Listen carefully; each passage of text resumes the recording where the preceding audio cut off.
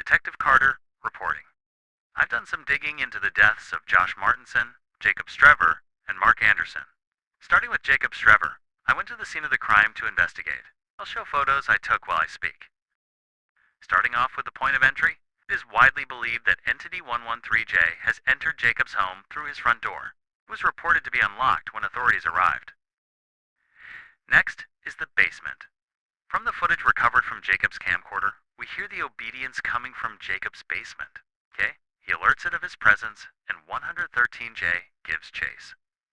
The basement is off limits to detectives, so I can't show anything down there, but I can show a photo I took with my camera flashlight.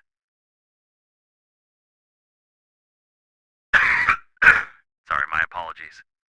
Anyway, the next place we see in Jacob's camcorder footage is his bathroom. Jacob locks himself in the bathroom after being chased by Entity 113J. The sad part is, Jacob might have actually survived if he chose to climb out of the bathroom window. This was an estimated 10-foot drop with an AC unit breaking the fall at about 3 feet down. The bathroom door surprisingly never suffered any damage from 113J's attacks on two-door to get inside. Last note on Jacob's death is the scene of his death. Jacob was killed by Entity 113J in his kitchen, a couple feet away from the basement. He was attempting to flee to the front door, but didn't make it. It took a whole day to clean up Jacob's corpse and remains. According to a pathologist, there was hardly anything left of Jacob to analyze in his autopsy. The only recognizable thing still intact was his torso and an arm. His chest was completely crushed in. It is believed Entity 113J either ate or crushed the other parts of Jacob. Alright, so I wasn't able to get to the crime scenes of Josh and Mark, so I'll just report what I know. So next is Josh Martinson.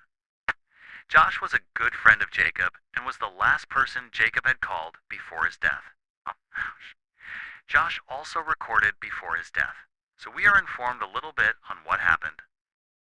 Josh had tried to get in contact with Jacob for about 4 hours before deciding to go to his house, but before he could get in his car, he heard the obedience in the distance. He ran and hid under what I think are his porch stairs. He decided to go to and face the entity, but was killed.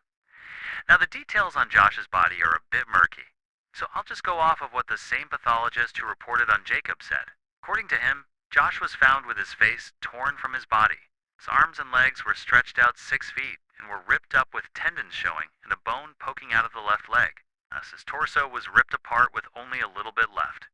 As his tongue and teeth were also ripped from his mouth. Oddly enough, 20 feet from Josh's body was his cross necklace.